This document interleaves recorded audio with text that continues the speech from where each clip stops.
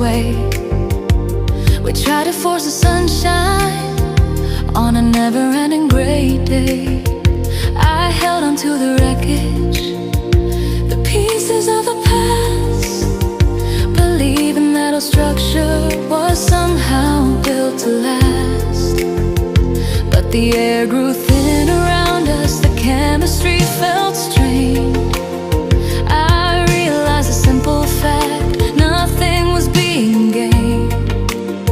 It was the hardest decision, the